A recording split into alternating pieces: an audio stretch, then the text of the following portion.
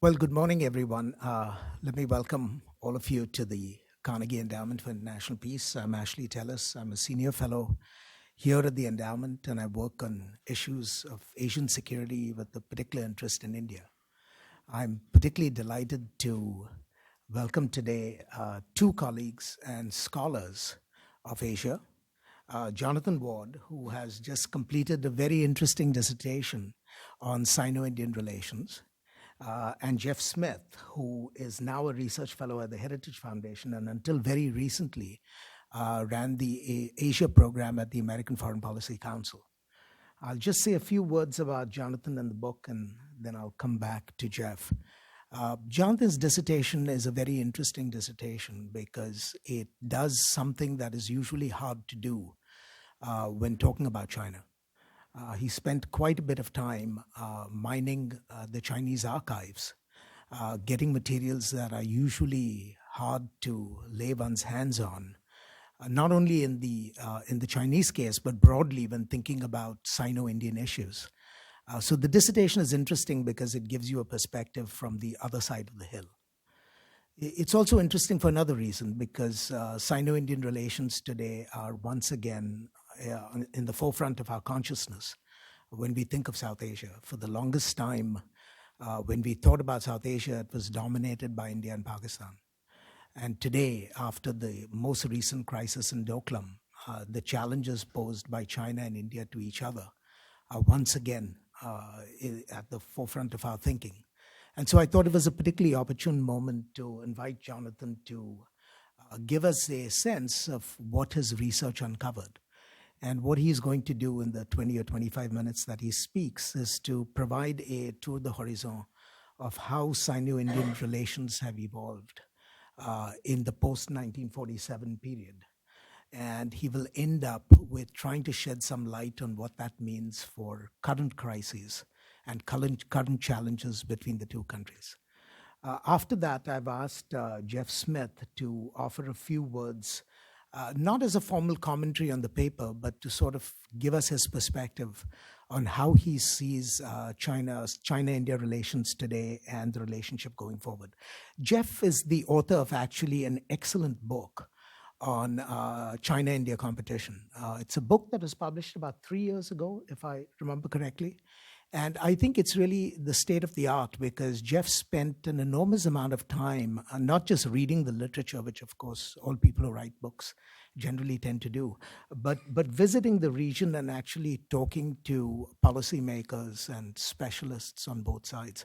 And so the book is really an excellent survey of the current state of the relationship, and I commend it to your attention if you have the interest. So without further ado, I will ask Jonathan to take the floor and show us his pictures. And after that, I will yield the floor to Jeff, and then we'll have a conversation, of course, open it to the floor. So thank you all for coming here, and I look forward to the presentation.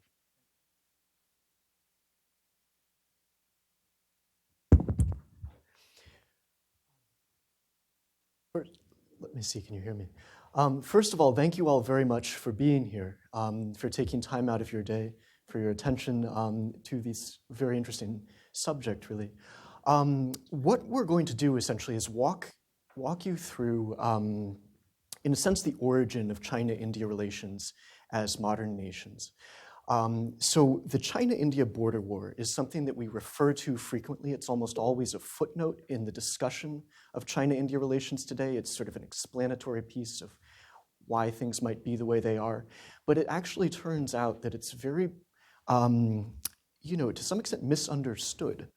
And also it may in fact be one of the most important and interesting events in the 20th century, insofar as the 21st century will be almost certainly defined by the rise of both China and India and the relationship that they have with each other and with the rest of the world. So the fact that they've already had a fairly substantial encounter that was so close, and very importantly so close to the beginning of their founding as modern states. And this was the question that fascinated me as a doctoral student at Oxford, was how do you have the two most populous nations in Asia, who essentially have Indian independence in 1947, You have the founding of the People's Republic of China in 1949.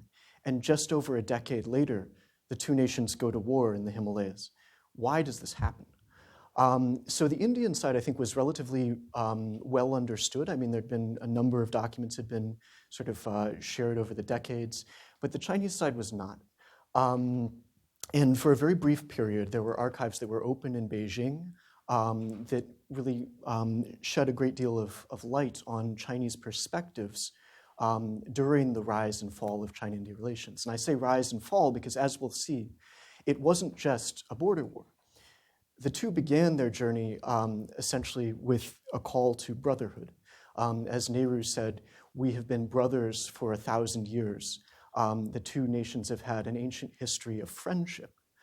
So this was essentially the first thing that happened between the two nations, and then it did very quickly proceed to collapse. So that question remains central. Why did it happen? And also, why did China and India go out and the first thing they do essentially in their meeting as modern nations is attempt a friendship? So when we talk about the relationship today, which we will do, we're going to get into Indian Ocean issues, we'll get into Doklam, we'll get into some of the economics, but it starts, it's most helpful really to have a grounding in what the nature of this relationship was in its beginnings, essentially. So that's what we'll do, and we'll go into some documents, some excerpts from documents that have probably never really been seen before in English. So that's what we're going to do first. So China-India relations, the untold story. We can, of course, fascinating. Let's see. So India achieves independence in 1947, as mentioned, in a very famous speech. Nehru says, "The world sleeps, India will awaken to life and freedom." It's, of course, a major, major moment, the foundation of India as a modern state and its independence. China has, just 2 years later, the Chinese Civil War has been going on from 1945 to 49, and in 49, the Communist Party wins, and Mao founds the People's Republic of China. And this is the piece that really is what I would like people to see and understand. I'm quoting two historians here, two of the best historians on modern China. Okay, so as Chen Jian says, Mao's revolution never took as its ultimate goal the communist seizure of power in China. Rather, the chairman repeatedly made clear his revolution aimed at transforming China's state, in important part, reasserting China's central position in the world.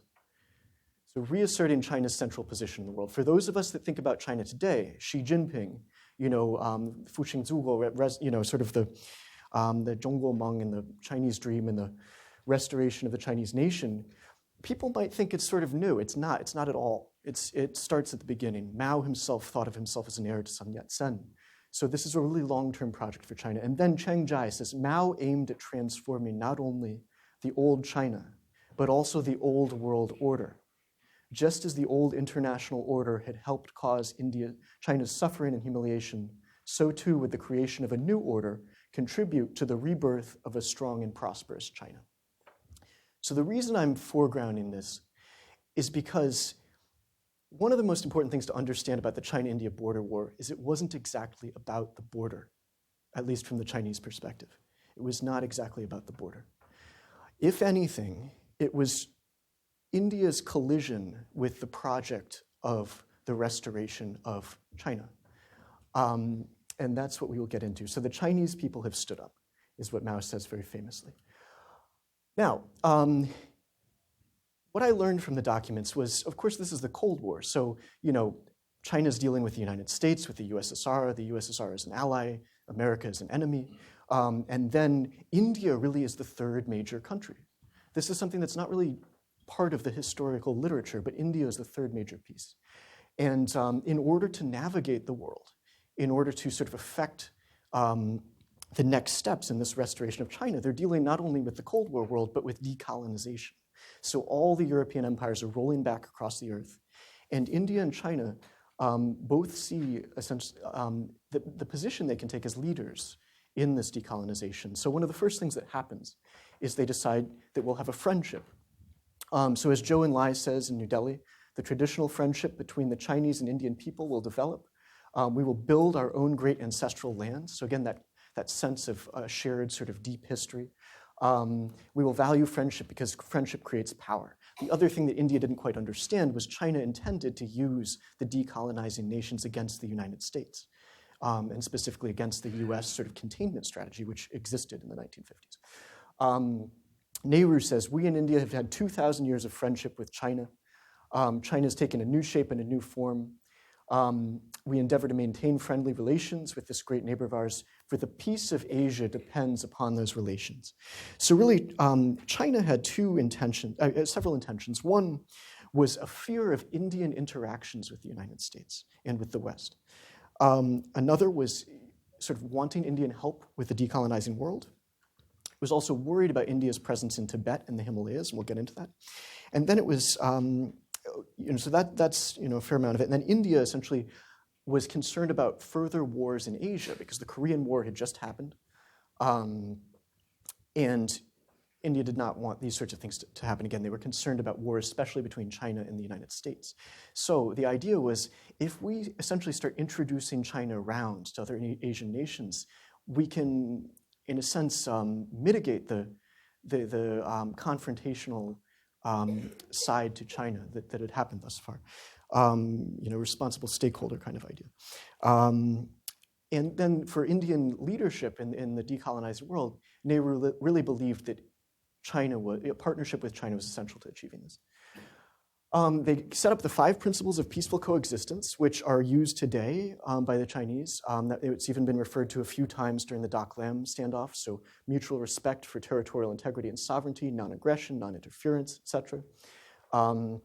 These eventually became sort of diplomatic weapons that both nations used against each other to sort of discredit their Himalayan claims. But then a couple of other things in the background. So Mao is saying in 1958, we have a long-term plan. Fundamentally, our plan is to build up economics. There are lots of external problems. Taiwan and South Korea have US bases. Japan, Philippines, Vietnam, and Thailand also have US bases. We hope that all Afro-Asian nations will build up their economies. We can all unite and say what we want to imperialism. Other countries like India, Burma, Indonesia, etc., are all about the same, essentially don't join military pacts. So the CCP is taking a very clear stance. They do not like US bases in Asia. What's new? They're going to focus on economics, and they really need, in a sense, the neutrality and support of other nations around them. So here Mao is also saying, we don't want India to fall into America's hands. This is in 1959. So this question of encirclement was front and center back then in the Chinese strategic calculus. Things start to fall apart, and we'll get into why. As a diplomatic notice said, some months ahead of the border war itself, there was a dark side to the China-India relationship from the beginning. This is the Chinese Foreign Ministry talking to India. They're referring to Tibet. And this is all happening in the context of the border dispute, which I don't mean to downplay that, but what it really is it becomes a proxy for the collapse of a much more complex and much more substantial relationship. It's not simply a dispute over territory. The tenets at the heart of the new China and the very concept of having a new China, which has been restored, is all sort of embodied in this question of territorial integrity and national sovereignty. And only really 3 places touch on this. The United States does in Taiwan, the Soviet Union does through a few sort of interesting instances, and then India does very strongly in the Himalayas. This is something that's very profound in the documents. So Zhou Enlai, and what it turns into is this concept of India as a major strategic adversary that's working not only in terms of the Himalayas, but really in all aspects in which China is trying to essentially achieve its restoration. One is, of course, this prioritization of consolidating China's borders in Xinjiang, Tibet, etc. Another is this question of transforming the world around China, as Chiang Jai alluded to. So that's the sort of Afro-Asian foreign policy more broadly. And the third is this notion that becomes deeply embedded in the Chinese foreign ministry that India is very skillfully using both superpowers, both the United States and the Soviet Union, so Russia and the United States, to tip the overall balance of power against China. Not what was happening, but that's the view that took shape in the foreign ministry and among senior leaders. So it turns into this very interesting concept of India. And this is part of what matters in this relationship, is in my thesis, I called it sort of an imagined nation. I mean, the way that China sort of views India and gives it this sort of comprehensive identity, where initially it's sort of like we want them to stay neutral, we want to do all this, but eventually it transforms into this concept in which India and its leadership are, quote, heirs to the British Empire. This becomes a dominant idea.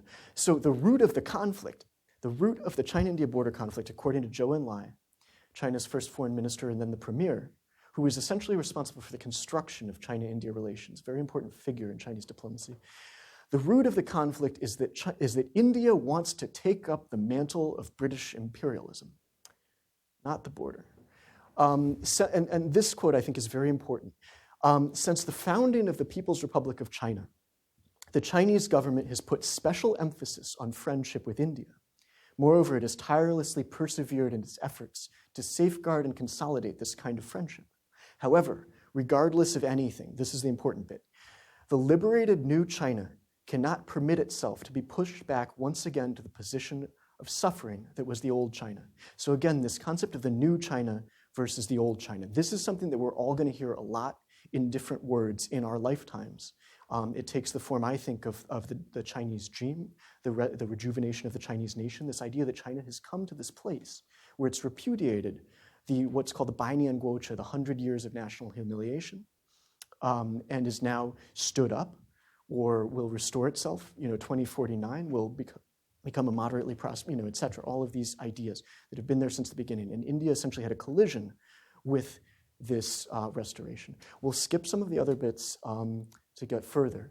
So other views, a challenge to China's global foreign policy. And I say global because even though we're talking about the 50s and the 60s, China is already establishing relationships across Africa, across Latin America, all over Asia. The USSR is its major backer. The Sino-Soviet split, of course, happens because China essentially contests the Soviet Union's leadership, et cetera. So Chinese embassy in New Delhi reported in 1961, India is extremely attentive and fearful of our political influence in Africa, which is attempting to counteract and destroy. And of course, India is non-aligned here. I mean, India is looking for a different way in the Cold War world. Non-alignment. We can get into why that matters today later. So Chinese embassy a year later. Because India still has the non-aligned sign up, we cannot underestimate Nehru's deceptions. And then this other thing that's very interesting is this sense of divergence in the sort of essence of the two countries' foreign policies. So China in the 50s decides that they're going to export violent revolution. And I say violent because that's actually at the heart of what it is, and becomes a dispute between China and India that is sort of a subtle thing that comes in a lot of ministry reporting on India. So the foreign ministry was unhappy with India's, quote, propagation of nonviolence and passive resistance in Africa. And Nehru is saying things such as, the African people can, through passive resistance, overthrow colonialism without spilling a drop of blood. China's taking a very different approach. And that's another subject, really, but a very different approach. So the final sort of major driver that I want to get into, because I don't want this to only be about the history, we're going to get into the contemporary very, very soon. So this was the most surprising thing to me when I was in the archives expecting to just hear conversations over the border. How much emphasis there was on India's relationship with the United States. And in reality, it was a relationship that was very difficult. Kennedy was sort of very precociously interested in India and wanted to bring this relationship to its full potential, very much with China in mind, in fact. But it was not going so well. I mean, India was much more hesitant. So Chinese embassy in New Delhi has other views of this. The Indian government, as they say, the Indian government is happy to be the tool of US imperialism. India-America relations are closer every day, providing India with a series of new problems in its foreign relations. India is, quote, the hired thug of America's new colonialism. Then at the bottom, Nehru is wholeheartedly ready to implement US policy of using Asians to beat Asians. These are the ideas that are all over the foreign ministry. So I mean, here at the bottom, it's China's ambassador to the United Arab Republic, which is a sort of Syria-Egyptian amalgamation that didn't last too long, but it's really throughout all of China's international diplomacy, they're not only saying this because it appears that they believe it, but also because it's what they're telling to other Asian and African nations. It's how they're portraying India and India's leadership to the rest of the developing world. Okay, so then the border war happens, and it's a very short war. It's about a month. Begins in October of 1962. It ends a month later in November. What had happened was Nehru had started a forward policy in November of 1961. Both sides refer to this as a chess match, where essentially each side is building military posts, the other is sort of encircling those posts, then a counter-encirclement, et cetera. The border just becomes the center of a lot of military activity.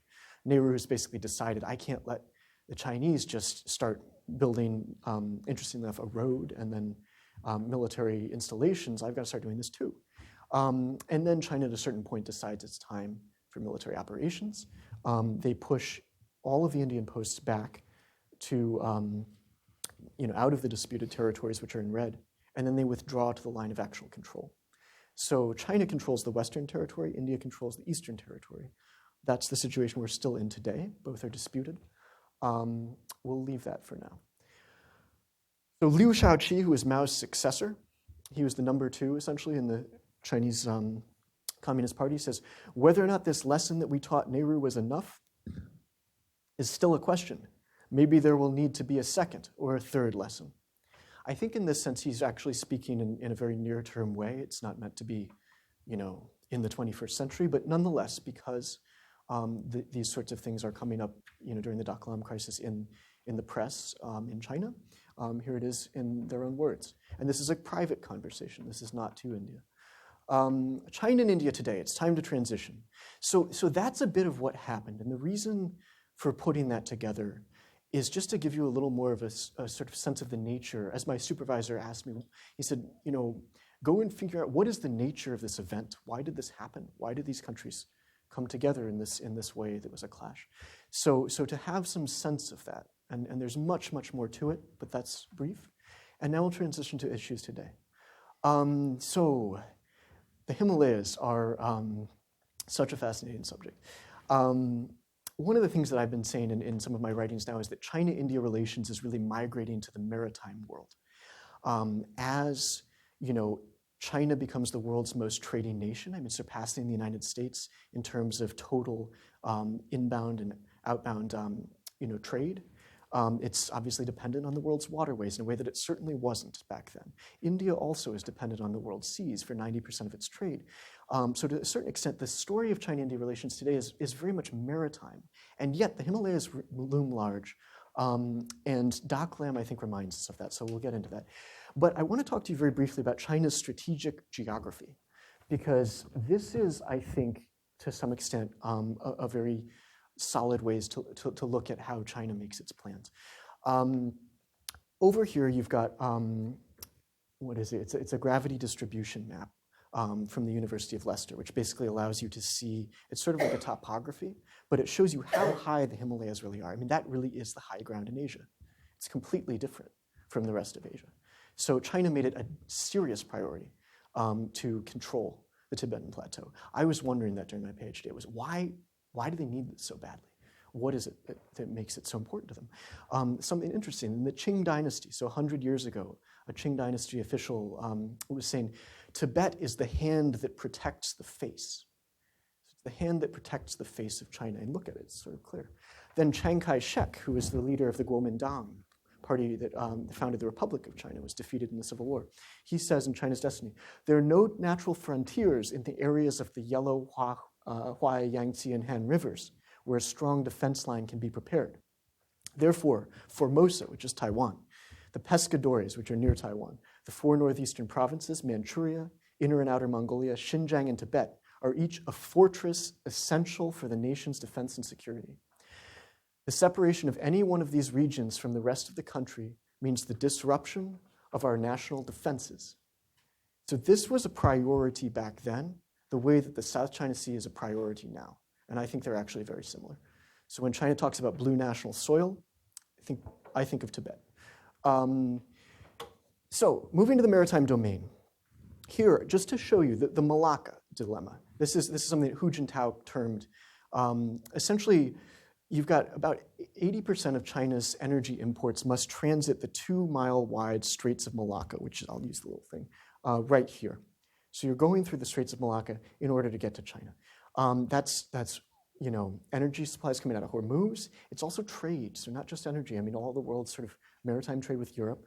Anything going around the Horn of Africa, which is surprisingly more than one might think, all must go through Malacca. In a sense, I mean, the way that I think of this is if the Chinese economy were a refrigerator, that's the electrical cord. Very dangerous. If anyone pulls that cord, they're in trouble. Okay, so this, I think, is fundamental to understanding China's geography today and to Chinese strategy today, both economic and military.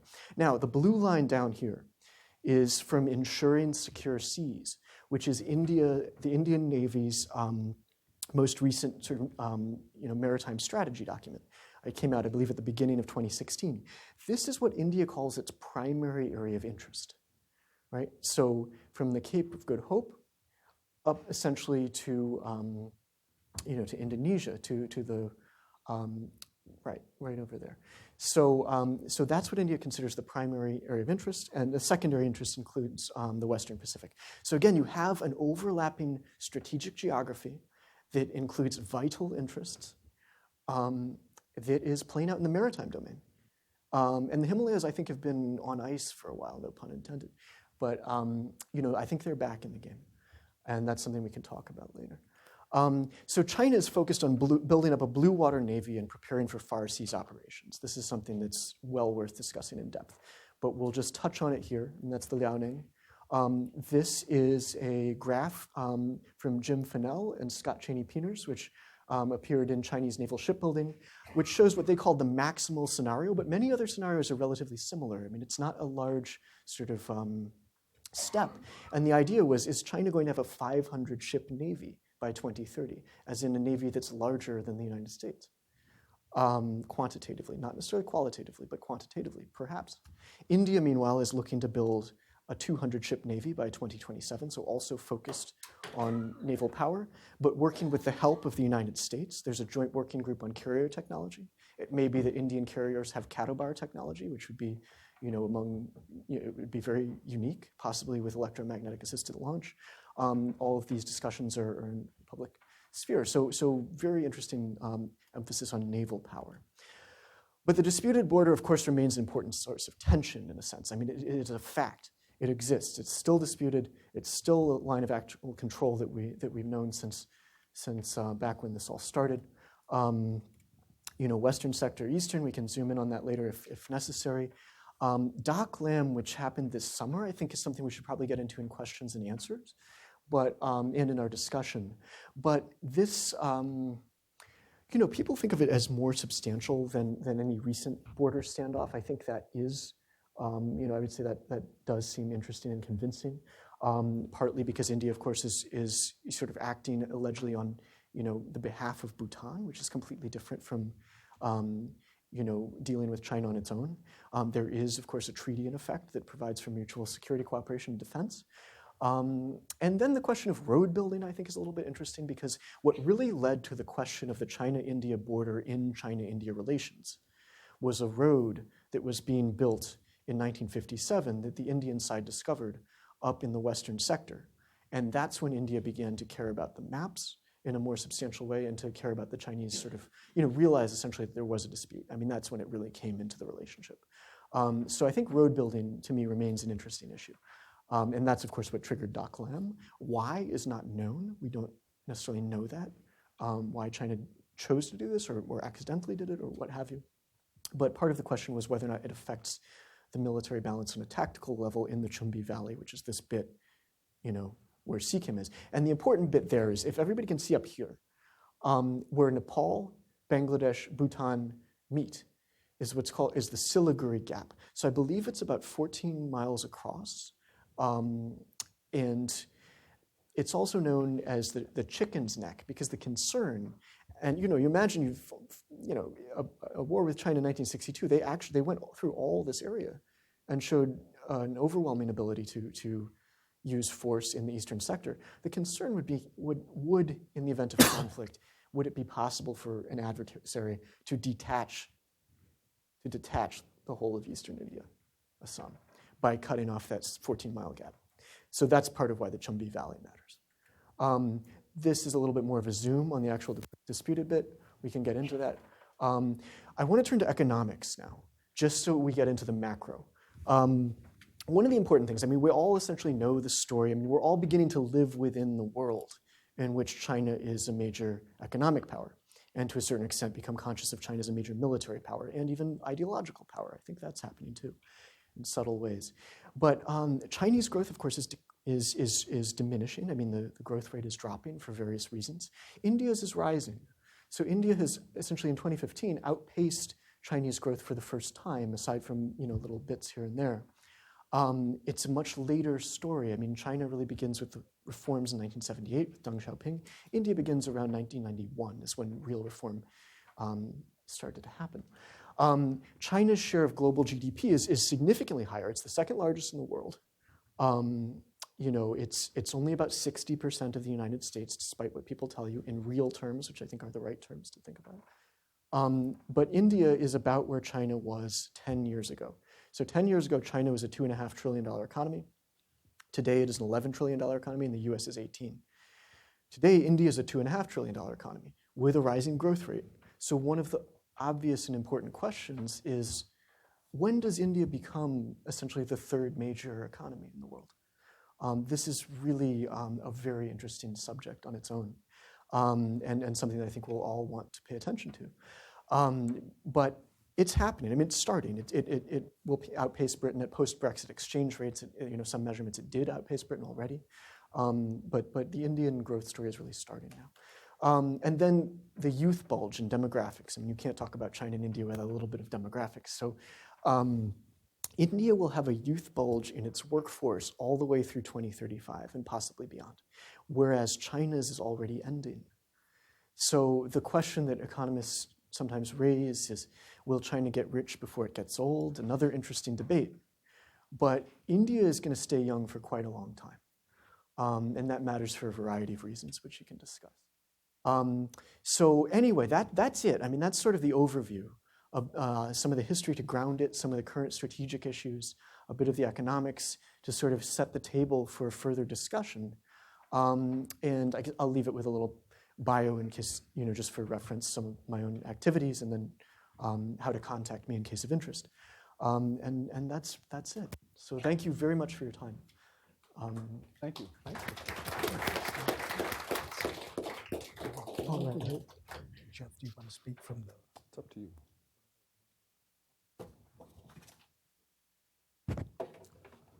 Jonathan, is the mic working? Jonathan, I'm going to... Jeff, why don't you Okay. offer a few thoughts? First of all, thank you for a very substantive presentation. It was quite humbling how much Jonathan has accomplished in a very short period of time. If you look him up online and read some of his past work, the number of languages he speaks, where he studied, what he studied, it's all very impressive. And for somebody who works on China-India relations quite a bit and thinks that subject is quite critical, it's nice to see somebody else taking such an active interest. And of course, thank you as well to Ashley. Whether he knows it or not, he's been a mentor to everybody in Washington in the Asia Studies field for many years. So thank you for that and for putting the presentation together today. I thought maybe first I would speak a little bit about the Doklam crisis, where we ended in some ways your presentation, and then maybe we can circle back to one or two of the bigger themes. I wrote an article while the crisis was unfolding in War on the Rocks, which kind of gave my readout of the crisis, why it was different, what the stakes were. The short version of that is that this crisis was different from many of the past disputes at the China-India border, and it was distinguished principally by its location, the fact that it wasn't along the line of actual control, and by the language and behavior of the two sides. There was a bit of a role reversal in the sense that India was quite restrained in its public messaging, both the media and official government statements. China, which generally approaches these border disputes by deferring, which comments very little, which doesn't actually keep track of Indian violations of the line of actual control or publicly comment on them in general, really surprised a lot of people. And not only was the Global Times very abrasive and confrontational toward India, but it was Chinese officials in Beijing, Chinese officials in India, official outlets like the People's Daily that were very threatening, very hostile, and essentially espousing one message: no negotiations, no compromise until we have a full Indian withdrawal of troops. This was very unusual and led myself and some others to think that the stakes in this crisis, or the possibility of escalation, far exceeds what we normally see at the China-India border. India records several hundred Chinese transgressions across the line of actual control every year. Most of them are very innocent patrols. They're resolved in a matter of minutes. Occasionally, they devolve into intrusions, which may result in a 2 to 3 week crisis, as happened in 2013 or 2014. But this was different. It lasted several months. The Chinese language, again, was very inflammatory, but it turns out that they were, despite China's pledge not to negotiate until there was a withdrawal, they were negotiating behind the scenes. I thought it was also unique in some ways that China was taking the inflexible position, but for India, I think the stakes were much higher. Chinese penetration into the Doklam Valley and into the high ground around there would have compromised maybe the one area where India holds a tactical military advantage along the line of actual control. And yet it was really China that was more inflexible in public. But as I said, they were negotiating behind the scenes, and eventually they came to what I assumed was the most likely outcome, which was a somewhat ambiguous, face-saving, mutually face-saving, negotiated withdrawal. And I think India was right in this case to be a little flexible and say, you know what, we'll move first. And they did, with the Chinese pulling back their troops. And this is a disengagement now, not a complete withdrawal. So there are still forces from both sides not far from the site. But obviously tensions have been diffused. And they agreed essentially not to comment on each other's statement. So to allow each other to craft their own narrative in some ways about how the withdrawal unfolded.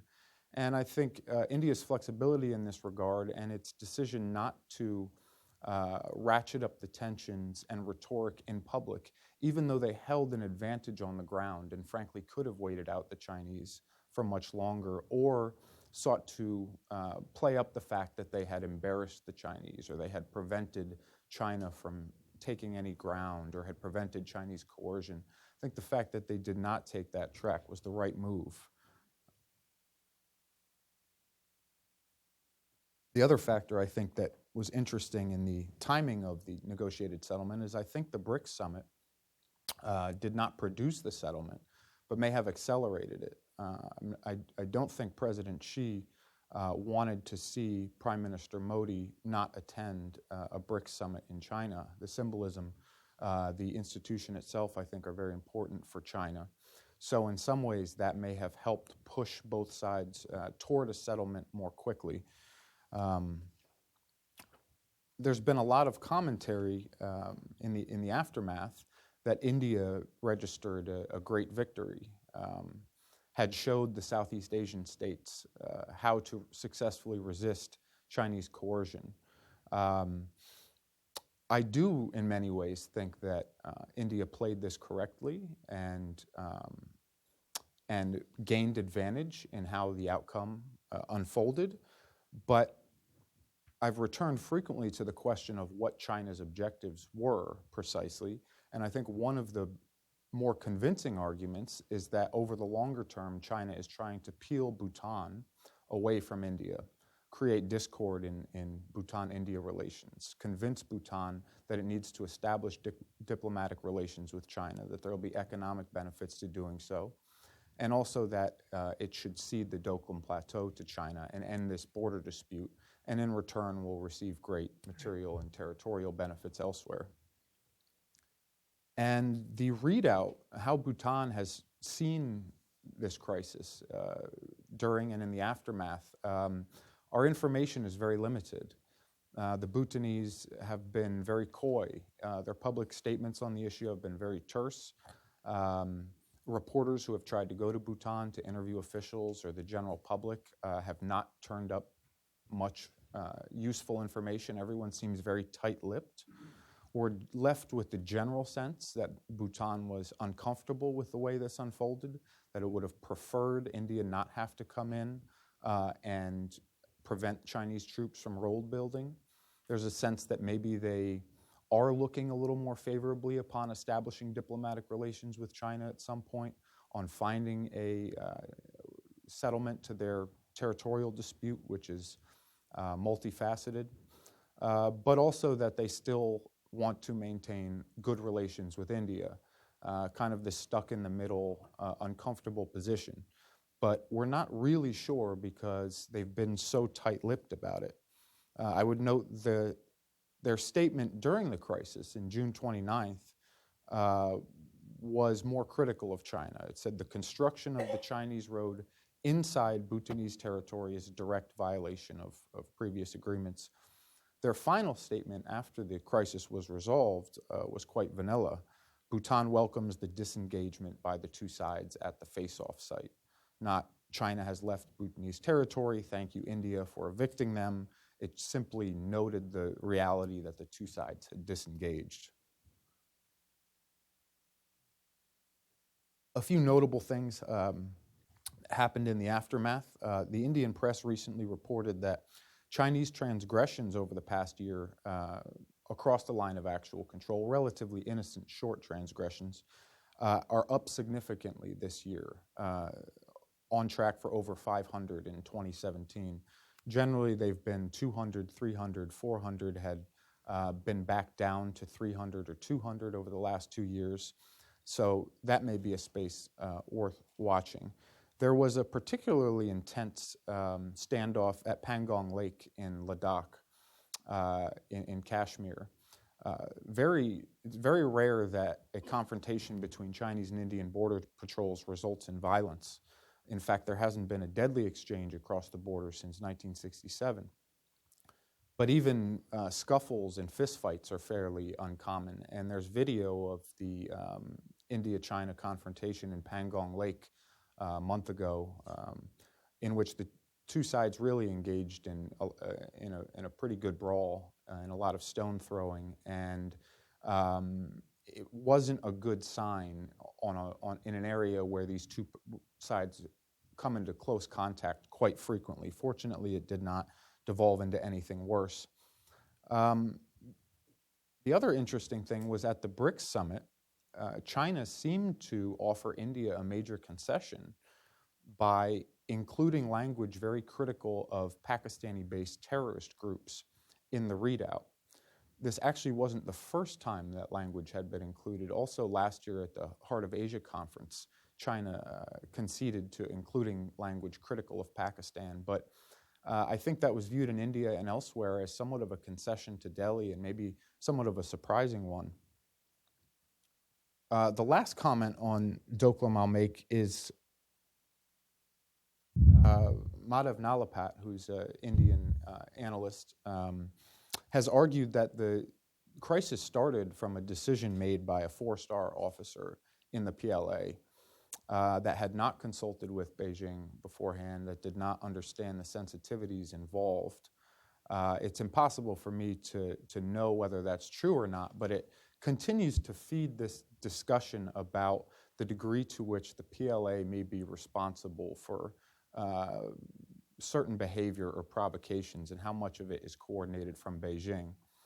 I am not an ardent subscriber to the rogue PLA theory, but is it possible that they miscalculated, that this was a lower level decision that they were capable of making and didn't realize what the implications would be or how India would react?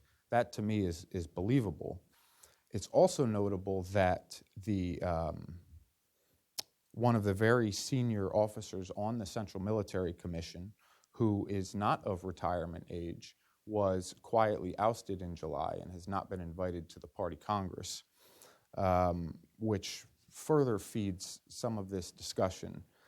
After the Depsang incident, a particularly bad border incident in 2014 that really poisoned President Xi's visit to Delhi to meet with Prime Minister Modi for the first time, President Xi gave a very, well, it was reported on in the Chinese press, a very critical talk to the PLA senior brass about the need to follow party leadership at all times.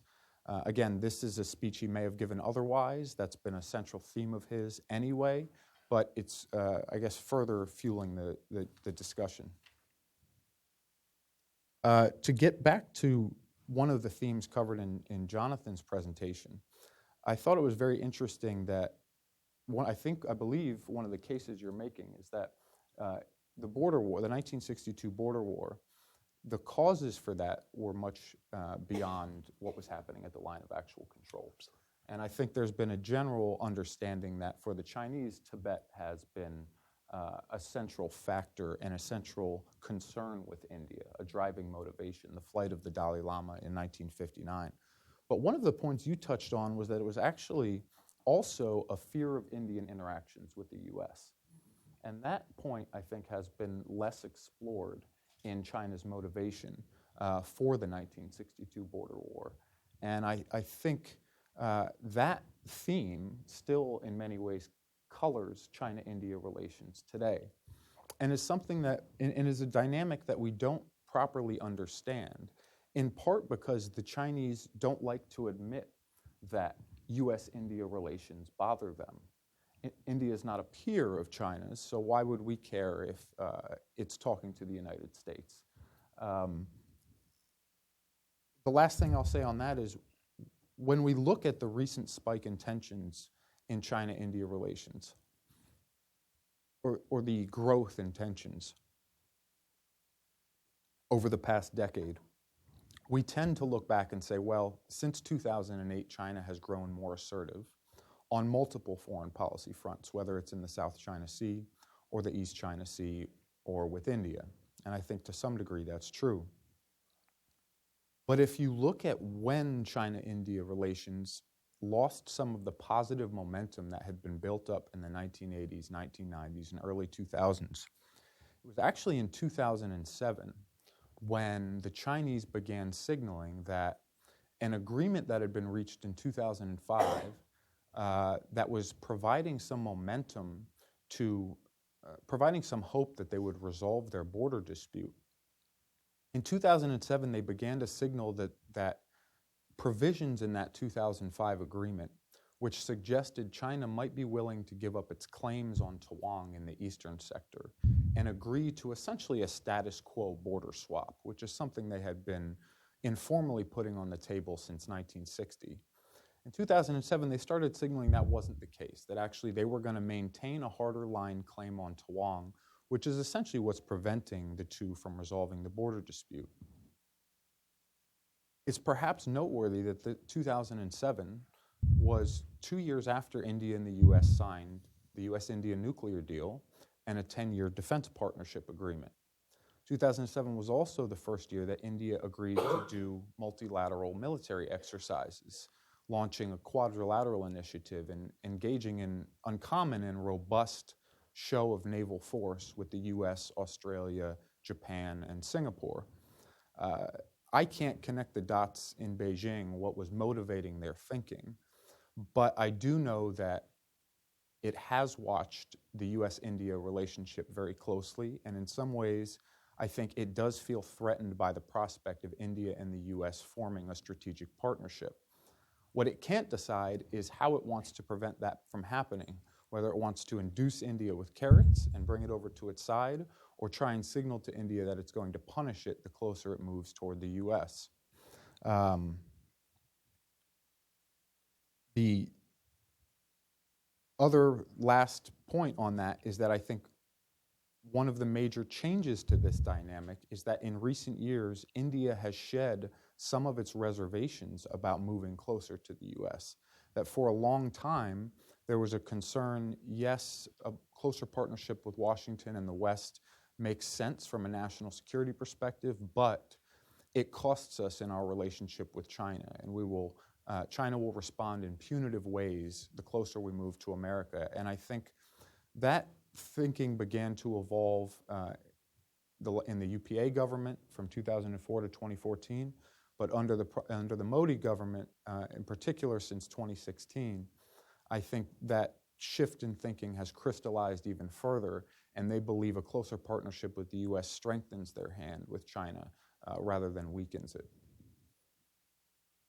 Hey, thank you, Jeff. I want to, start by first complimenting both of you for the work you have done to incorporate scholarship into the service of policy.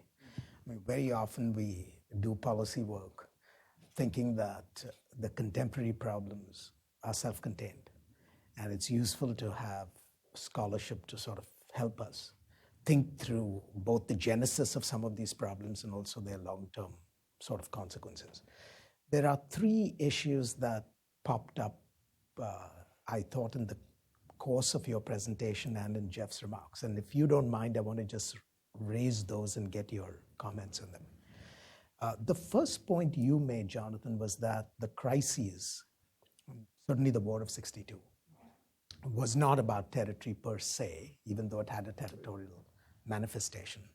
But it was really a collision between two big national projects, right? It seems to me that, and this is where I'd like both your reaction and Jeff's, it seems to me that the challenges of colliding national projects today are actually worse than they probably were even in the 1960s. Because at least from a Chinese perspective, the rejuvenation agenda, as you point out, has been fairly consistent. But on the Indian side, the national project at the time of independence was much more Catholic in its worldview. I use Catholic with a small c. That is, it had sort of room for interdependence and cooperation, and particularly among the post-colonial states. The vision was one of cooperation, even though that comes apart.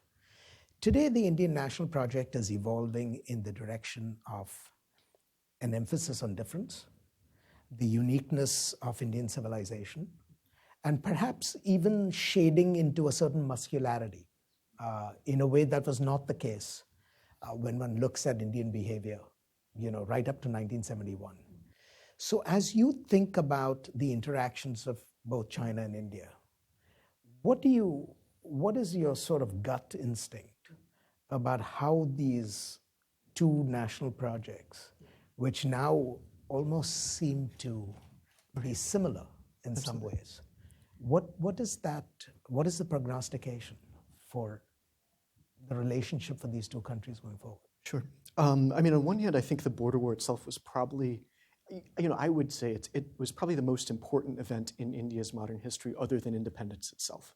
And the third major event would be the rise of India as a major power comprehensively. And it's for that very reason. I mean, it almost showed India. And you have Nehru going up during the border war and saying, we're a peaceful people, unused to the ways of military power, et cetera. Now it is time for us to focus on our national defense. So it starts there, the concept of building your military, also partnerships, strategic partnerships with major powers. And by strategic, I mean, first it was the USSR. Now I think India's level of comfort in working with the United States and Japan and others is partly what happened back then. And China thought that they thought they were going to make a friend out of teaching India the lesson. That's the other part that we didn't get to talk about, but that eventually this would sort of teach India what the right way to interact with China would be. So talk about carrots and sticks. And it did not produce that effect. If anything, it complicated the environment in which the Chinese restoration project continues. And I, just in general, I think that China's project of national restoration is probably the most important thing for any American citizen, any Indian citizen, really any citizen of the world to understand. I think this is the main event of our lifetimes, is how is it that this nation will seek power? If this nation gains power, how will it use it? What kind of world would we be living in if we're living in a world that is defined by the presence of Chinese power, perhaps as substantially as that of the United States? So I think the fact that from its beginning has put it into conflict not only with India, but with the United States, with the USSR, with a range of other countries, both in hot conflicts and sort of the stuff we see today, tells us a little bit about what's at the heart of that. So I don't know that there really is a great way to, I think the Chinese notion of coexistence with its national project is something that in many ways they have trouble, parsing that. I mean, on one hand, they want people to sort of be invited to this party. On the other hand, it's something that clearly has showed an edge and has come up against other substantial nations. And I think with India, it's really sort of, it was a very idealistic sort of cosmopolitan view of the world when Nehru came onto the world stage and said, we're going to be a meeting point of East and West, all of these things. And I think that actually some of that still exists. I mean, as much as India is sort of taking a great power role very seriously, and I think this is much to the benefit of the democratic world. I think it also has a very different feel to it. I was talking to some senior Indian naval officers at one point recently, and I was asking about the Indian Ocean, which is something I spent a lot of time on, and I said, to me it seems like the European nations really should have a role in sort of producing a sort of stability concept here, especially France and Britain. How would you feel about that? I mean, and they said to me, that would be wonderful, actually. We think that would be good. I was, wow, imagine asking that about the South China Sea. So I think there's still some of that original sort of,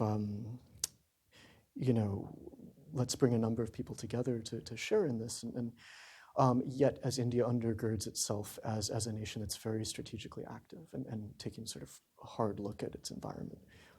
That's, I guess, how I'd respond. Can I push back a little on that? Because I see a far greater continuity in the Chinese approach to restoration than probably exists on the Indian side. I see a potential discontinuity. It's not obvious that the current trend will persist or survive, but I do see the current Indian desire to become a normal great power, somewhat different from the founding idea of India being a great power, but essentially a meeting place for the world. Right? I see the new Indian emphasis on conventional expressions of power as being somewhat different. I don't know whether it'll survive. And so the question and Jeff, I'd like to get your sense of this. First, do you perceive a transition in the way India thinks of itself and its role in the world? That's one. And two, if you do have two conventional great powers in waiting, China and India, what does the future hold? Are we looking at a fundamentally competitive relationship with cooperation taking place in the interstices? Or can we still hope for a fundamentally cooperative relationship with competition taking place in the seams? I mean, there's a slight difference in the way those two worlds sort of perceive. I think both of your questions touch on one of the more interesting dynamics, something that is likely to have a disproportionate impact on the geopolitics of the 21st century, frankly, and that is, what does a powerful, confident India look like? A modern, powerful, confident India. I don't know that we've had that in modern times. I don't know that India knows what that will look like. I don't know how these changes to India's national power will transform the Indian psyche. We're beginning to get a look at that. Foreign Secretary Jaishankar, I believe last year, said we don't want India to be just a balancing power. We want India to be a leading power. And you've seen in the diplomatic language used, in the positions taken at international forum, in the confidence India's displayed toward China, toward Pakistan, but more broadly, you've seen a real shift, I think, from the last several decades, frankly, that I don't know that we have a great sense of where that's headed, but we see a greater Indian willingness to, first of all, shed the ideological constraints of non-alignment. They no longer constrain India from pursuing what it sees as its best interests in whether that's securing external security partnerships, multilateral military exercises, perceptions of being seen as too close to the US. Some of that baggage and some of those artificial constraints have been shed, which I think for many of us has been most welcome. That general push is likely to be exacerbated by what we see as increasingly overlapping spheres of interest and influence between China and India, which is, I think, part of what you were touching on. The China-India rivalry has been animated from the beginning by these legacy issues like Tibet, like the border dispute, and like China's support for Pakistan. The one major dynamic that's changed in recent years, I think, is an intensification of each other's activities in their traditional backyards and spheres of influence. It's been far more pronounced on the Chinese side, which before 2008 did not even have a regular military presence in the Indian Ocean. Now, Chinese nuclear submarines, Chinese conventional submarines operate there regularly. There's the anti-piracy task force that operates there regularly.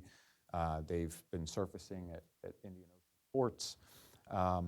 But really also overland, the transformation of China's relationship with Nepal, with Sri Lanka, with the Maldives, already enjoys a strong relationship with Bangladesh.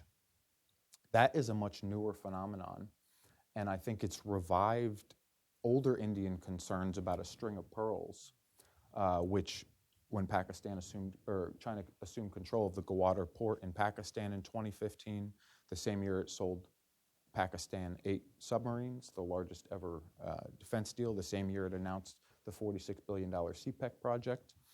A year after Chinese submarines surfaced in Colombo for the first time without giving prior notice to Delhi. All of these events, I think, have, for India, created a sense of encirclement by Chinese influence and interest, and a bifurcation of South Asian politics where I think some of these neighbors had traditionally been largely sheltered from Chinese influence, significant Chinese influence. That's now no longer the case, and you're seeing a lot more jockeying for the loyalty of local actors. Of course, India also in the Western Pacific. It's really only since the turn of the century that they've become a major player there, but they have formed very substantive partnerships with Australia, Japan, Vietnam. They've become a vocal advocate for freedom of navigation in the South China Sea. They've become enmeshed in the security architecture there, conducting joint exercises with the US, adding Japan to the Malabar exercises on a permanent basis. So increasingly, we are going to see friction in these overlapping spheres of interest and influence. Thus far, they've been pretty successful at managing tensions. I expect that to continue, but I don't expect those tensions to mitigate. In fact, the trends seem to be going in the opposite way. I mean, this is an interesting issue because it was a slide that you had somewhere in the presentation where you showed the growth curves of the two countries. And what I found fascinating was actually the trend lines in those curves, irrespective of the perturbations at any given point. And I often wonder whether if we had this conversation, say 30 years from now, whether we would not be looking at an India that today is occupied by China in our imagination. I remember in the 90s, even though we knew China was on the upswing, 10 years after Deng's reforms, no one quite imagined in the US government that we would be dealing with China as a near peer 20 years out. And therefore, we were quite happy to support its growth and so on and so forth. I wonder whether we are at the early stages of seeing India now beginning to get sort of underway on another 20 to 30 year bull run. And then what does that mean for the global system 30 years out? What form will multipolarity, in a sense, take? And then the large question of where does the US fit into that world? Because one of the interesting insights that you had, and which I think is sort of understated, that it's always been a common refrain in the US that, the Chinese sort of are indifferent to India because they're not peers. And there are good reasons for that. But I wonder whether that indifference, one, is going to survive, and two, whether the indifference, if it survives, will continue to be feigned indifference rather than real indifference. Because if your trend lines, are sustained, and who knows what the future holds, what does this mean for the relationship at that broad macro level? Yeah. So something that comes up there is, I think you have a certain sort of strategic chessboard that's emerging just between the two countries on their own. And part of what that is China's genuine dependency on the Indian Ocean region. So I got interested in the Indian Ocean when I was talking to the head of a Chinese think tank in 2014 during a research year. And we were talking about China-India relations, and he said, for us, the most important region in the world is the Indian Ocean because we're going to depend on it for the next 40 years. And then I was interviewing sort of other Chinese India specialists, and one of them, who was about my age, said to me, you, as in you in the United States, look at us as the rising power, but we look at India as the rising power. And I think that that's sort of the situation, is that because you have a geography in which China is truly dependent on a region in which India actually has many strategic advantages, Pakistan notwithstanding, and I think the China-Pakistan relationship is obviously crucial to the balance of power between the two in the Indian Ocean. But India essentially sits astride the most vital sea lines that China has. So, and then you look in the Himalayas, and something like, I think part of what's interesting about Doklam is, without us being able to pinpoint with accuracy where and how it began, on what its reasons were, the question of being able to apply in any way pressure in, let's say, the Chumbi Valley or in Ladakh, et cetera, I mean, those are perhaps China's points of leverage in this larger chessboard, because they don't necessarily have that leverage in the maritime world, certainly not yet. And in the same way that China's always been worried about, encirclement by the United States, India is worried about encirclement by China, and each system is sort of meant to address the vital interests of each party. So I think that's part of how this will shape up. So I think these dynamics are very real, they're very interlinked. I mean, you can really bet on them in the sense that, they just have a machinery to it that I think could only really be changed by dramatic events or I think something that to me is sort of interesting is, I imagine in China, the question of energy independence will start to emerge, and the conversation on that will start to emerge. A lot of the clean tech, I think, might perhaps have as much to do with the question of Malacca as it does with pollution and climate and things like that. So, because for now, China depends on the world's waterways, and it just doesn't have that advantage. So I think that'll, yeah. A wonderful question. What happens if India becomes the new China, and what does it look like? And I think it, some ways, get back to the last comment, which is we don't know what a powerful, confident, nationalist India will look like. We do have some signals.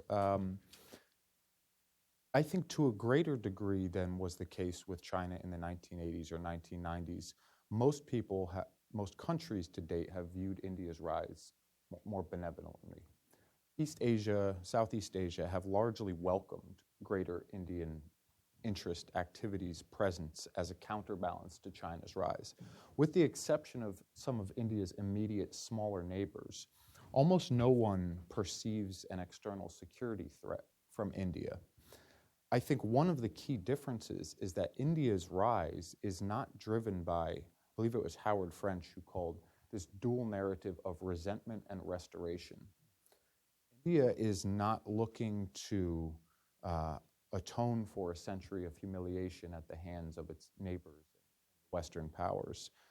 It doesn't have territorial ambitions that are concerning to other regional powers or that may impinge on the interests of the U.S. It is not blatantly criticizing the international order as unfair to itself and its interests and looking to alter that order in any fundamental way that we can tell thus far.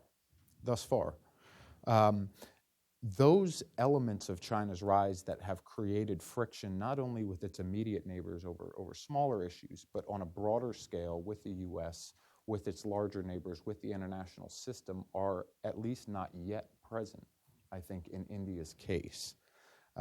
If you ask some of Sri Lanka or Nepal if they have some concerns about India growing stronger and more confident, they may. But that broader structural friction, in fact, what we've seen is India increasingly seeking to be a net provider of security in the Indian Ocean to enhance many of the international institutions and norms that we value. So thus far, it's been a very different story. And that's been the essence of the US bet on India. Right. That the trajectory will continue to remain sort of benevolent and beneficial.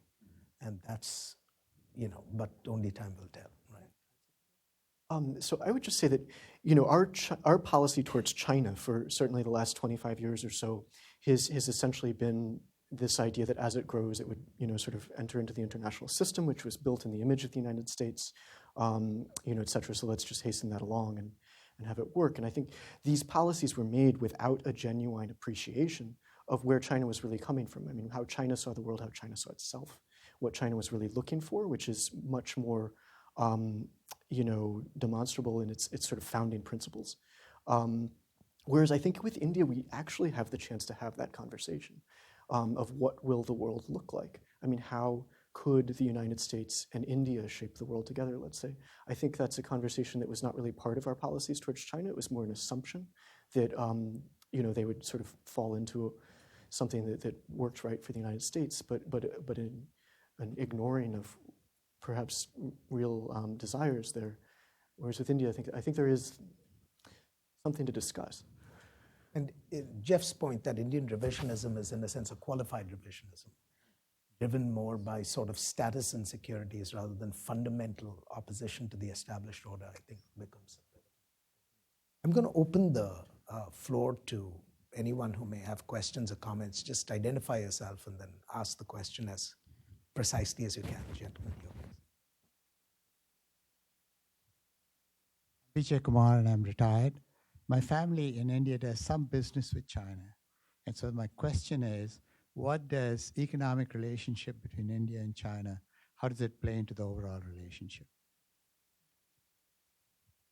Shall we take a couple of them and then we can, because I'm conscious of the time as well. Lanti. Thank you, Nalanthi Samarnaika. Thank you all for your excellent presentations and your thoughtful commentary. I had a question about Bhutan. Like Jeff, you mentioned, maybe China hoping to peel away Bhutan from India. But I wonder, just beyond sort of the tactical, how can we get Bhutan away? Just assume, China had its way. What does it want from Bhutan? What's it hoping to get? Should we start with those? I guess we probably both want to answer. Yeah. Bhutan, I agree. That's one of the most interesting pieces of the whole Doklam situation. And I'm going to just, take the liberty of going back to the history for a minute, because even if we don't know what they want, what the CCP wants now, there's a little bit of what they wanted back then to do with Bhutan. So something that I believe is from one of the sort of Chinese military departments is reporting and saying the Indian media and parliament spread rumors about China's border conflicts with Nepal, Sikkim, and Bhutan, and claim that China is encroaching upon small nations. Nehru's behaviors and declarations distinctly show India's intentions to turn Bhutan into a protected state like Sikkim and to strengthen control over Nepal, hence turning India, Nepal, Bhutan, and Sikkim into a Himalayan union. So this idea of what they don't want, I imagine there's probably some of that going on. I mean, we obviously don't know, but the question of strategic influence in the Himalayas, I think, is still with us. And I was talking to Shashank Joshi this morning, who's one of the best on India in the UK, and he was sort of saying that the Doklam standoff was not costless for India, because even though there was a sort of disengagement, the question of India's relationship with Bhutan is now a real question. Is there room for China essentially to maneuver in that? And I think the point was made in Foreign Affairs recently about sort of whatever concessions might have been made that are offline that we haven't seen might come out into the open. So it sort of reminded me of Cuban Missile Crisis. I mean, sure, we all see the Soviet missiles being withdrawn from Cuba. What we don't know until we're historians is, that the Jupiters get removed from Turkey 6 months later in private. So, whatever happens in the resolution of Bhutan crisis probably does open up the question as to what extent was India invited there. So managing the Himalayan sort of strategic balance, I think, has become a more complex question than it was 6 months ago. And it's something we should all be interested in. Well, I have a very short bit on the economics question. It's not an area I focus on a great deal, but we do know India-China trade expanded from roughly 1 billion in the late 90s to 75, 76 billion by 2011. So a tremendous expansion. It did very little to mitigate tensions in the security arena. In fact, they are worse after trade expanded 75-fold than they were in the 90s in some ways. The interesting thing, though, is since 2011, trade has remained almost entirely flat. In fact, even has fallen a bit, is now in the low 70s. Yet, the Chinese trade surplus has widened substantially. As late as 2004, 2005, trade was balanced, in fact, slightly in India's favor. And since then, India's trade deficit with China has ballooned to the point where it's now almost 50-20. So you have 50 billion imports, 20 billion exports. So you have, in some ways, trade becoming as much of a friction point as a salve for geopolitical differences. India has been among the most vociferous critics of China at the World Trade Organization, registering complaints about dumping and so forth. I think it helps, but this year actually China made its biggest ever proposed investment in India, an over $1 billion investment, I believe, in a tech company, and that was denied, canceled, vetoed by the Indian government. Nalanthi, it's really a great question that gets to the core of the whole Doklam crisis. What did China want in Bhutan? What does it want with Bhutan? There are several potential layers to that answer. The obvious kind of easy one is that it does in many ways negate the advantage India had at the line of actual control near the tri-border area. So for the PLA's perspective, from a tactical military perspective, control over the Doklam Plateau negates an Indian advantage and positions the PLA to make an incursion into the Chicken's Neck and sever the Northeast if it ever needed to in a conflict. That's a fairly clear motivation. The Chinese and the Bhutanese have been negotiating on the border dispute now since the 1980s. Frequently, China has said, we will abandon our claims in these two areas to the north that we're claiming, north-central Bhutan, if you cede us the Doklam Plateau. So clearly for them, this specific area of the Bhutan border dispute means more. So that's the quick and easy answer. There's obviously a sort of geopolitical angle as well. And I think it's safe to say they have an interest in peeling away some of the countries that were in India's immediate sphere of influence that they had traditionally been denied from engaging with on any meaningful way.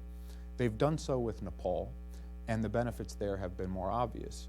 Nepal used to be the primary transit route for all Tibetans leaving the plateau. 2,000 to 3,000 a year would come through Nepal, mostly en route to India. As China-Nepal relations have grown since 2010, that's now 2,000 to 1,000 to 500, 200 to none. Sri Lanka has been the investments in ports in Colombo and Hambantota. They've gained advantages by engaging geopolitically and peeling some of these countries away from India and putting them more in play. It's less obvious what strategic advantage Bhutan brings. It's a very small country, a very small economy. But perhaps the Buddhist angle comes into play here. It is a majority Buddhist country at a time that China is trying to subdue some unrest in Tibet or some resistance in Tibet. At a time it's trying to gain greater control over the Tibetan religion, frankly. It's in a pitched battle with the Dalai Lama over who will have the right to nominate his successor. It is increasingly taking control of who gets appointed into different Tibetan monasteries, which monks advance. It's controlling the narrative. It's controlling how they can practice their religion.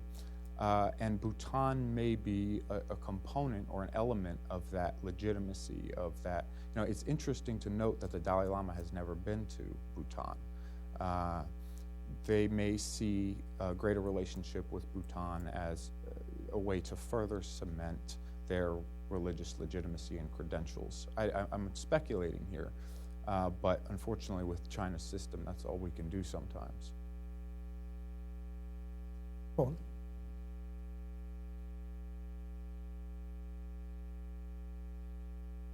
I'm Paul Hare from George Washington University. I just wanted to go back to the, I thought, very fascinating and important set of questions that Ashley raised about the relative perceptions of China and India. Jonathan, in your presentation, you cited several documents from the Chinese archive, which you said characterized their imagined nation of China, or I mean of India. I mean, aside from Ashley's question about whether that imagined nation is becoming more real, I wonder, are there things in the Indian archive which suggest their imagination of what China is? Because I think that it's I would submit that, you know, notwithstanding how assertive and ambitious and arrogant Chinese international behavior is, and Jeff's excellent point about China, unlike India, having this restorationist mindset. I think you can make the case that Chinese international behavior is still somewhat more reactive and assertive and less zero-sum than the Indians have long perceived it to be. If you can comment on that. Sure. Yeah, I think that the whole, look, each side, of course, I mean, it's a very, very hard thing to do, to understand another place, to really understand it. I mean, to see the world through other people's eyes instead of your own is very much an art. I remember as a Columbia student, we all had to read Edward Said, of course, and I felt like the most interesting thing in Edward Said, and maybe the most honest thing, was somewhere buried in it. He says, look, all these guys, they don't know anything about the Middle East, all these imperialists, but neither do I. So, and I remember I lived 2 years in the Middle East and was talking to, you know, friends in Arabic about this, and you know, they would just tell me, like, you know, it's going to be so much work for you to really understand this place, and just having an appreciation of what it really means to gain another point of view. So I think very few nations get this right. You know, it's not that India understood China better. I mean, my own PhD project was about Chinese views. I mean, I did not look at, I mean, I've looked at Indian archival sources, but not nearly in the same way. It was really about understanding the Chinese side. But, you know, no doubt, and the purpose of the project was not to deduce truth of the situation from the Chinese archives, but to understand the point of view by assembling those viewpoints. So I think that remains true. It's probably a concept that's applicable much more widely, just that, you know, how we, and it's often like how we tend to get things wrong, and sometimes major things wrong. It's just you make assumptions about what the other person wants, or the other nation wants, what they're going to do. How do they really see things? You have no idea. I mean, and if they won't tell you, which sometimes they might, and that would be great, but it really, I think, is a piece of international relations in general that's probably deeply missing.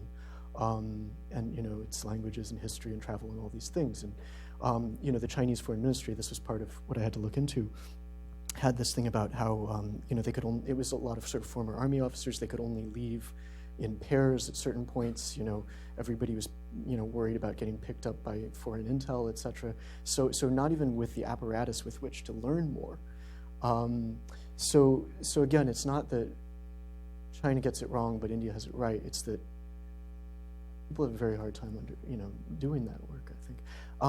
And as for the nature of you know, China's activities vis-a-vis India's perceptions of them, it's odd because in the historical period ahead of the border, it was really China attributing deep malicious intent to India. I mean, there's stuff where in the official military histories of the border war, it's talking about India wanting to have a I forgot the exact phrase, but something along the lines of a great, empire with the Tibet at its center as a buffer and spanning, the seas, and this is before it's a naval power, etc.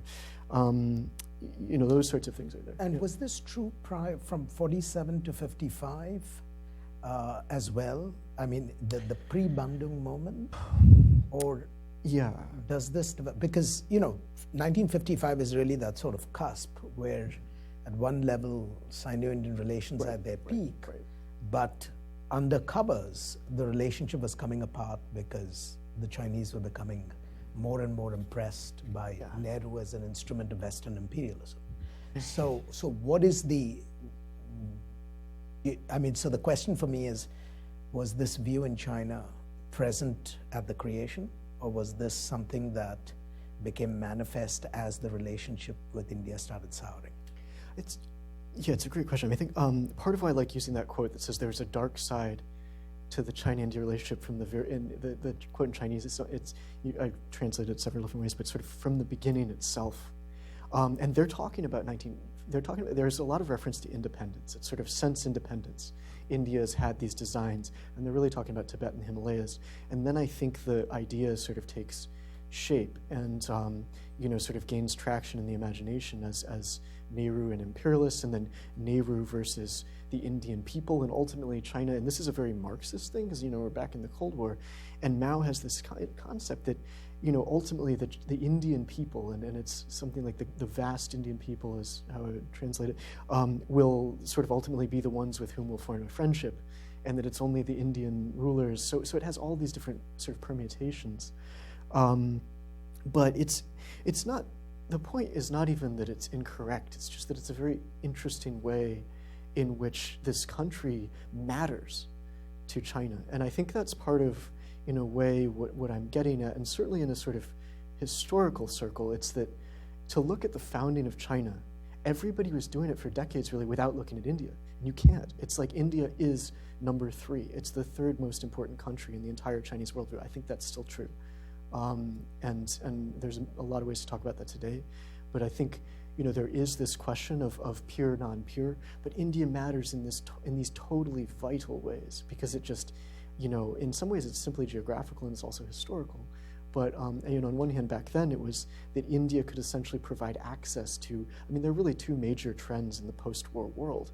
One is the Cold War, and the other is decolonization. The Soviet Union was China's ticket to doing something with the Cold War. India was China's ticket to doing something with decolonization. It wasn't happening without India.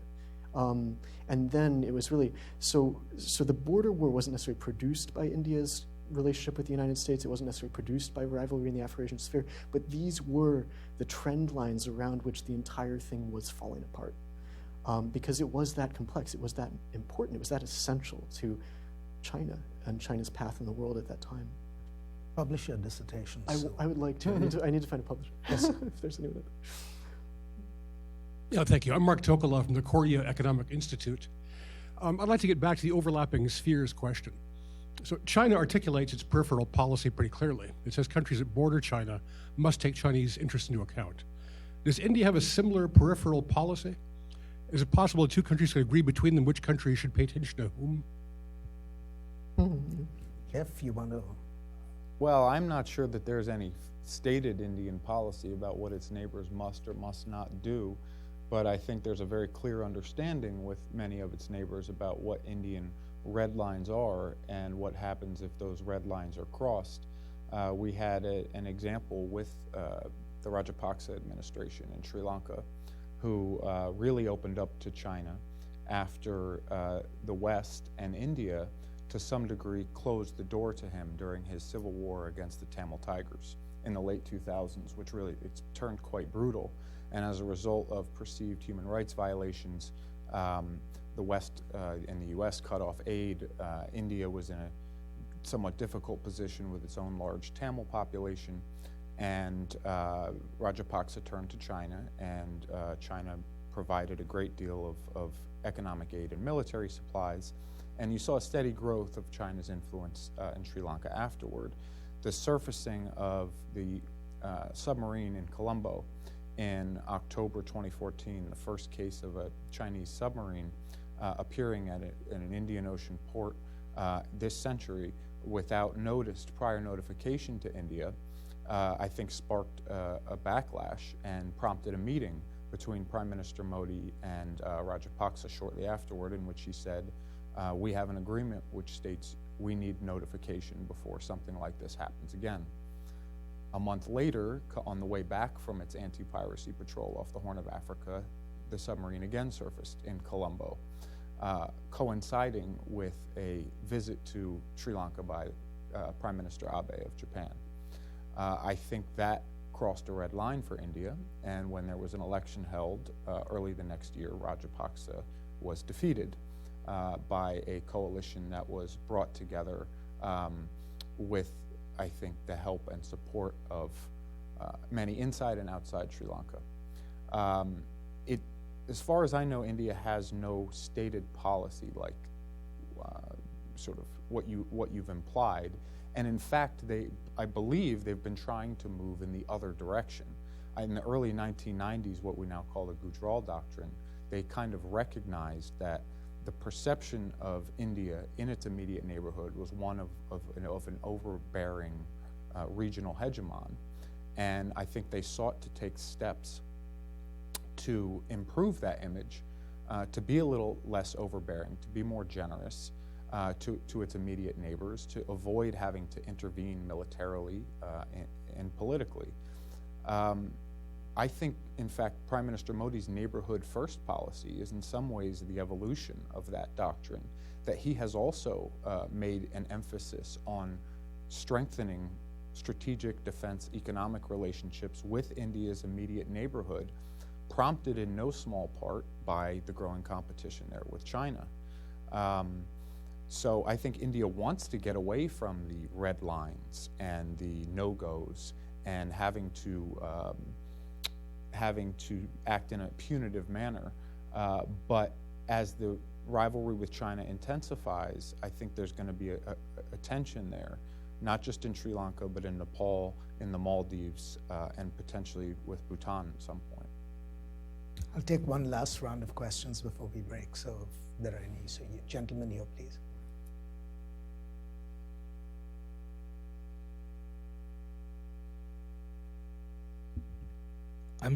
I'm Sid. I intern here at Carnegie. In terms of the current border dispute in Doklam, I was just wondering, how is CPEC going to play out when China starts building a road along the contested territory of Kashmir? How do you think the two countries are going to respond? And there was a second hand raised, if I remember. Yes, ma'am. Thank you. Hemal Shah from the U.S. Chamber of Commerce. In recent years, we've seen India responding to China's assertion of the One China policy, asking China to respect its One India policy. Do we know anything more about what this One India policy is and what's been conveyed to China, and what are the implications for the India-China relationship? Yeah, please, Jeff. So the change in Indian policy that you mentioned, I think, is actually quite significant, because in some ways marks the beginning of Indian confidence and assertiveness back toward China. In 2010, China denied a visa to an Indian general from Kashmir who was supposed to be traveling to Beijing. China had in the past stapled separate visas to residents from Arunachal Pradesh and from Kashmir, essentially signaling that, yes, we're going to provide you a visa, but we're recognizing that this is a disputed territory, not really full Indian sovereign territory. As far as I know, this was the first time they had denied a visa to an Indian general. And the Indian response was quite swift and severe. They had begun joint army exercises and military exercises only a few years prior, in 2007, I believe. They were suspended automatically. Bilateral defense dialogue between defense ministers suspended immediately. And while those two were restored about a year later, when this difference was papered over, at a trip to Delhi by Premier Wen Jiabao in late 2010, for the first time, their joint statement omitted any reference to Indian recognition of the One China policy. And that has remained the case today. This 7 years now, India has maintained this stance that for us to recognize a one China policy, you have to recognize a one India policy. That's actually quite remarkable. I don't know of any other country that has posed such terms to China, and was something that I brought up in a piece for foreign policy when many commentators were extremely upset that the Trump administration had seemed to signal that there may be a gray area with the one China policy. Well, somebody else has been flatly rejecting it and refusing to endorse it for almost 7 years now. What does the one India policy entail? As far as I can tell, it just means Chinese recognition of Indian sovereignty over Kashmir and Arunachal Pradesh, and probably the Shaksgam Valley as well, which Pakistan ceded to China in '63. What about CPEC? If you'd like to go ahead. CPEC. Well, you know, how are they likely to react? I think we've already seen India's reaction to CPEC, which is that it's been really the only country in the world to withhold support for and vocally voice criticisms about the One Belt, One Road initiative. India did not send representation to the BRI summit in May. It has repeatedly voiced concerns about OBOR. Principally, they relate to CPEC, but it has also suggested that it's not just elements of CPEC. It is the non-inclusive nature of the connectivity projects, the fact that they have not been consulted, the fact that it's a Chinese national project, that they have concerns over the strategic motivations behind these ostensibly economic investments. So I think India's opposition to CPEC is a big component of its opposition to OBOR or BRI more broadly, but not the only component. On that note, on behalf of all of you and myself, I want to thank both Jonathan and Jeff for really insightful remarks this morning. And I want to thank all of you for coming. I hope to see you at some future point at Carnegie again. So please stay in touch with us. Thank you.